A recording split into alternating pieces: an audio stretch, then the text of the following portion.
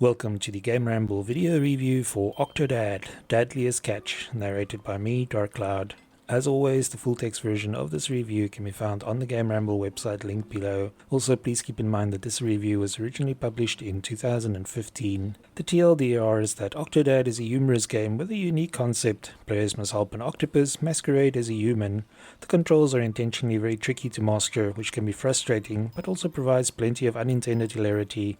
Grabbing a few friends and playing the co-op mode, where everyone is given a different limb to control, is also a definite highlight. Gameplay receives an 8 out of 10. The game mixes tricky controls with a wacky physics engine, which results in plenty of hilarity. Graphics receives an 8 out of 10. The visuals for the game are charming and colorful. Sound receives an 8 out of 10. The audio for Octodad is pretty good overall. The overall score for Octodad Dadliest Catch is 8 out of 10. And now for the full review. Being a good husband and father is hard enough, but imagine trying to do so while hiding the fact that you're an octopus. This is the dilemma faced by the protagonist of Octodad, Dadliest Catch.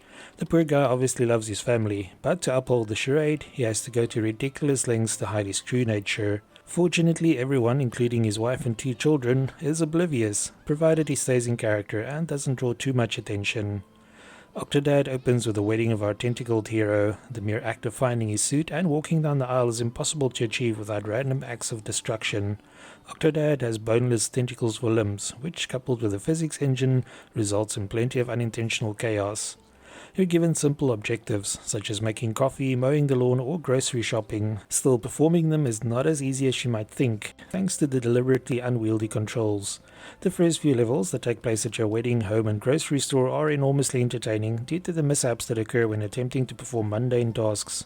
Upon release, the latter half of the game suffered a bit due to the 4 stealth sections, which was more frustrating than the previous areas. Thankfully, the developers listened to feedback from players and changed these via a patch to bring them more in line with the earlier levels. The visuals are cartoonish instead of hyper-realistic, which is to be expected from a game with a giant octopus playing the lead. The various environments are packed with precariously stacked objects and items, which makes navigation perilous to say the least. It's hard not to laugh as your character flails about trying to grill a burger, or get sucked into the lawnmower when attempting to cut the grass. The slapstick humor provided by the physics engine means that every player will have their own little anecdote to tell about a mishap that befell their character. We noticed some clipping, which is to be expected considering the amount of objects that can be moved around, but the lack of camera controls is annoying. We started playing Octodad using a keyboard and mouse, but quickly switched to a controller, which felt more intuitive. After flopping about with the mouse controls, the degree of accuracy we were able to achieve with the controller almost felt like cheating, and it definitely made the stealth sections much more bearable. You control your character's limbs independently, so to move you have to manipulate his left and right legs, while the arm is used to pick up or throw objects.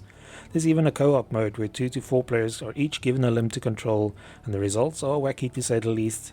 You can even specify that the limb control is switched around after each objective is completed, to keep players on their toes. The audio is pretty nice with a catchy theme tune and some good background music. Characters are voiced except for Octodad, who simply burbles when speaking. The evil chef, who serves as the antagonist, sounds a bit stereotypical, but overall the voice acting is pretty decent. If you play through the game focusing only on the objectives, the experience is pretty short, but you will miss out on many things. Each area is like a little mini physics sandbox where you can see how much mischief your character can get into, and there are tons of gaming references hidden throughout. You can also search for the collectible hidden ties or aim for the wacky Steam achievements. There's even a secret level tucked away somewhere in the game.